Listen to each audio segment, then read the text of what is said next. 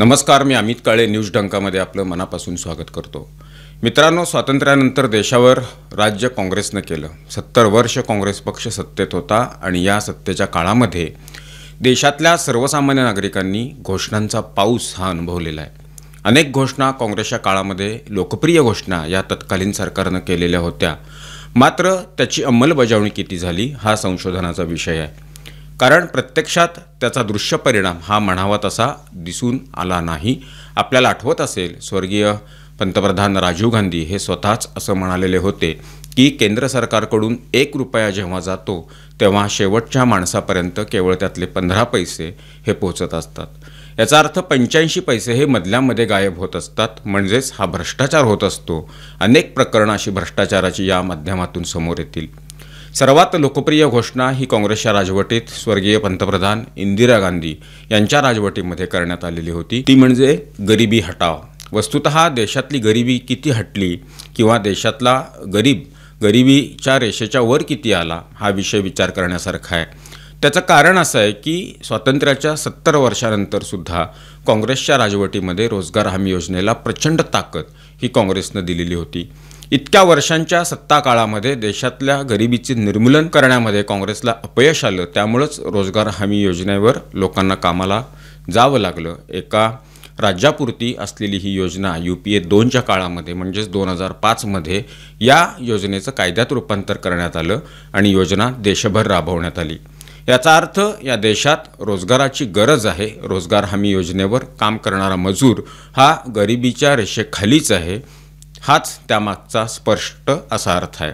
हा विषय सांगायचं कारण काय, तर हा विषय आज मांडायचं कारण काय, तर त्याचं कारण असं आहे की गेल्या 10 वर्षात पंतप्रधान नरेंद्र मोदी यांच्या नेतृत्वाखालील सरकारनं या देशातल्या 27 कोटी लोकांना गरिबी रेषेच्या वर आणलेलं आहे। आर्थिक परिवर्तन झाल्यामुळं त्यांचं राहणीमान उंचावलेलं आहे, गरिबी रेषेच्या वर ते आलेले आहेत आणि ही संख्या थोडी नाही, विचार करण्यासारखी आहे। 27 कोटीपेक्षा जास्त लोक ही आज गरिबीतून बाहेर पडलेली आहेत। खूप मोठं यश पंतप्रधान नरेंद्र मोदी यांनी या देशामध्ये ज्या योजना राबवल्या त्या योजनांच्या माध्यमातून मिळालं असं आपल्याला इथं म्हणता येईल। अत्यंत जाणते अर्थतज्ञ शमिका रवी आणि मुदित कपूर यांच्या संशोधनामधून ही गोष्ट समोर आलेली आहे। 2011-12 मध्ये मुलांचा गरिबीचा दर हा 58.3%, महिलांचा 33.3% असा होता। 2023-24 मध्ये हा दर 17.8 आणि 2.2 कमी झालेला आहे। पंतप्रधान आवास योजना असेल किंवा लखपती दीदी या योजना असतील, या योजनांच्या माध्यमातून विशेषतः महिला आणि मुलांची जी गरिबी आहे ही कमी करण्यात या योजनांनी महत्त्वाची भूमिका बजावलेली आहे। ही माहिती इकॉनॉमिक अँड पॉलिटिकल वीकली EPWच्या अहवालातून समोर आलेली आहे। या अर्थतज्ञांनी जे संशोधन केलेलं आहे त्यामध्ये सगळ्यात महत्त्वाचं काय केलं तर खर्चाचा अभ्यास केलेला आहे, जो थेट एखाद्या व्यक्तीवर होत असतो। त्यामध्ये कपडे असतील, औषधोपचार असेल, शिक्षण असेल। यातून 0 ते 14 या वयोगटातली जी मुलं आहेत आणि 15 ते 79 या वयोगटातल्या ज्या स्त्रिया आहेत या आणि पुरुष यांना प्रत्यक्षात किती संसाधनं मिळत आहेत हे समजून घेण्याचा प्रयत्न या संशोधनामध्ये करण्यात आलेला आहे। संशोधनाचा इतिहास जर आपण बघितला तर यापूर्वी असं कायम दिसून आलेलं आहे की घरातलं संशोधनाचं वाटप करत असताना पुरुषांना प्राधान्य दिलं जात होतं। महिला आणि मुलांकडं कायम दुय्यम नजरेनं बघितलं जात होतं। मात्र EPWमध्ये प्रसिद्ध झालेल्या या अध्ययनात असं सांगितलेलं आहे की घरात संसाधनं समान वाटली नाहीत तर त्याच घरामध्ये काही जण गरीब ठरू शकतात। पंतप्रधान नरेंद्र मोदी यांच्या सरकारच्या समावेशक आणि महिला नेतृत्व विकास धोरणाच्या पार्श्वभूमीवर या अभ्यासामध्ये महिला आणि मुलांना घरात मिळणाऱ्या संसाधनांमध्ये झालेला बदल आणि त्याचा गरिबीवर झालेला परिणाम याचा अभ्यास करण्यात आलेला आहे। यासाठी भारत सरकारच्या सांख्यिकी आणि कार्यक्रम अंमलबजावणी मंत्रालयानं केलेल्या सर्वेचा डेटा वापरण्यात आलेला आहे।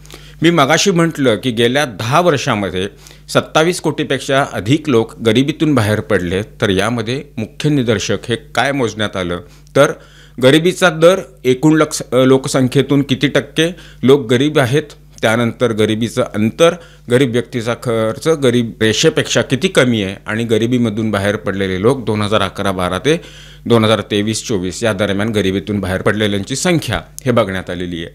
हे कशामुळं मिळालं तर हे यश केवळ मोदी सरकारच्या काळात ज्या योजना राबवण्यात आल्या त्या योजनांमुळेच हे यश मिळालं. कारण प्रधानमंत्री आवास योजना असेल, मुद्रा योजना असेल, मुद्रा योजनेचं जर आपण बघितलं तर या योजनेमध्ये 70% लाभार्थी या महिला आहेत. त्यानंतर लखपती दीदी योजना, अशा महिलांच्या ज्या योजना आहेत आर्थिक त्यामधून स्वावलंबन आणि मालमत्तेमधली हिस्सेदारी वाढण्यामध्ये अत्यंत त्या महत्त्वाच्या ठरलेल्या आहेत. या योजना त्यामुळंच हे यश आपल्याला मिळालं असं इथं म्हणता येईल. या बदलामुळं विशेषतः महिला आणि मुलांच्या गरिबीमध्ये मोठी घट झालेली आहे. 2023-24मध्ये देशातील प्रत्येक राज्य आणि केंद्रशासित प्रदेशात महिलांची गरिबी पुरुषांच्यापेक्षा कमी झालेली आहे. हे चित्र 2011-12मध्ये संपूर्णतः उलटं असं होतं. हा बदल महिलांच्या सशक्तीकरणाचा आणि धोरणांच्या योग्य दिशेचा स्पष्ट पुरावा आहे असं इथं म्हटलं तर ते वावगं होणार नाही. ही सगळी तांत्रिक माहिती या निमित्तानं आपल्यासमोर ठेवण्याचा आमचा प्रयत्न होता. शेवटी एखादा परिणाम आपण जेव्हा सांगत असतो त्याला आधार काय आहे, त्यामागची आकडेवारी काय हे सुद्धा सांगणं हे इथं महत्त्वाचं होतं. म्हणून हा सगळा डेटा या निमित्तानं आपल्यासमोर आम्ही ठेवला.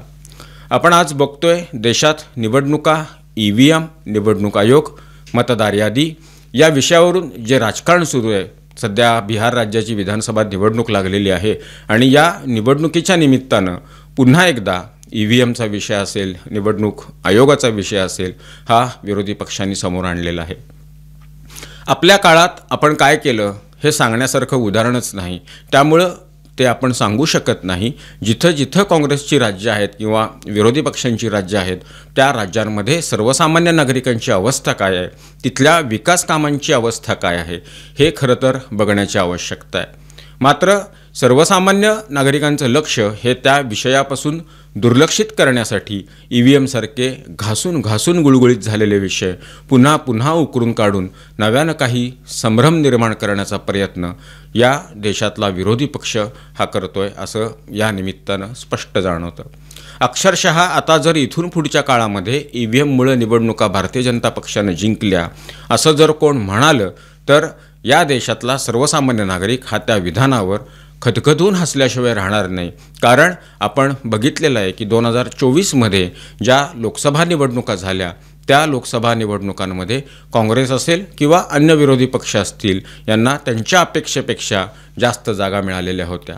त्याचं कारण राज्यघटना बदलणार असा एक खोटा नरेटिव्ह हा तयार करण्यात आलेला होता आणि त्याला राज्यातली असेल किंवा देशातली जनता ही बळी पडली. मात्र त्यानंतर ज्या महाराष्ट्र विधानसभेच्या निवडणुका झाल्या त्यामध्ये महाविकास आघाडीला महाराष्ट्रात सपाटून मार खावा लागला आणि विक्रमी आमदार निवडून आणून भारतीय जनता पक्षाच्या नेतृत्वाखाली महायुतीचं सरकार हे स्थापन झालं. यानंतर पुन्हा एकदा EVMवर मतदार यादी, निवडणूक आयोग हे विषय सुरू झाले. सर्वसामान्य नागरिकांना या सगळ्या गोष्टीचा अंदाज आहे. आता लोक हुशार झालेले आहेत. हा बदललेला भारत आहे. लोकांची विचार करण्याची क्षमतासुद्धा बदललेली आहे आणि विचार करण्याचा स्तरसुद्धा बदललेला आहे.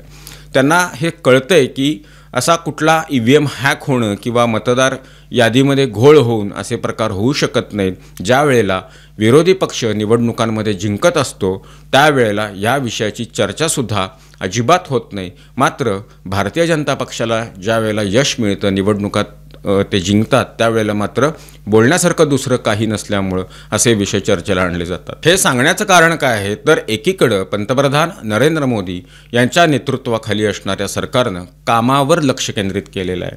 देशाची अर्थव्यवस्था किती सुधारली हे जगानं मान्य केलेलं आहे. देशाचं संरक्षण दल हे किती सक्षम झालं. आज आपण संरक्षण क्षेत्रामध्ये उत्पादनामध्ये आयात करत नाही तर शस्त्र निर्यात करत आहोत. इतका मोठा बदल हा गेल्या 10-15 वर्षांच्या काळात भारतानं बघितलेला आहे. ज्या ज्या महत्त्वाच्या कामांची भूमिपूजनं पंतप्रधान नरेंद्र मोदी यांनी केली त्या कामांचं उद्घाटनसुद्धा नरेंद्र मोदी यांनीच केलेलं आहे. नाहीतर यापूर्वी आपण बघितलेलं आहे सरकारची कामं 20-20, 25-25 वर्ष महाराष्ट्रातल्या सिंचन योजना या सुरू आहेत. अजूनही त्या पूर्ण झालेल्या नाही. ज्या योजना साधारण 1980च्या दशकामध्ये त्या योजनेचा शुभारंभ झाला त्या योजना अजूनही सुरूच आहेत. 25-30 वर्ष त्या योजनांवर राजकारण करण्यात आलं आणि निवडणुका जिंकल्या गेल्या. म्हणजे लोकांना एक प्रकारे गंडवण्यात काँग्रेस सरकारनं धन्यता मानली. मात्र नरेंद्र मोदी यांच्या नेतृत्वाखालील सरकारनं केवळ घोषणांचा पाऊस पाडला नाही, तर त्याची व्यवस्थित अंमलबजावणी करून लोकांचं जीवनमान कसं उंचावेल, लोकांच्यामध्ये आर्थिक परिवर्तन कसं होईल, सामाजिक शैक्षणिक बदल कसे होतील याकडं लक्ष दिलं. आणि त्यातूनच हे यश सध्या नरेंद्र मोदी सरकारला मिळतंय. याचं एक प्रातिनिधिक उदाहरण म्हणून आपण देशातल्या गरिबीची जी आकडेवारी आहे, गरिबीच्या रेषेवर आलेल्या लोकांची आकडेवारी देऊन किती लोक यातून बाहेर पडली हे या व्हिडिओच्या माध्यमातून सांगण्याचा प्रयत्न केला. अनेक विषय असे आपल्याला सांगता येतील की यामध्ये मोठ्या प्रमाणावर देशात परिवर्तन झालेलं आहे.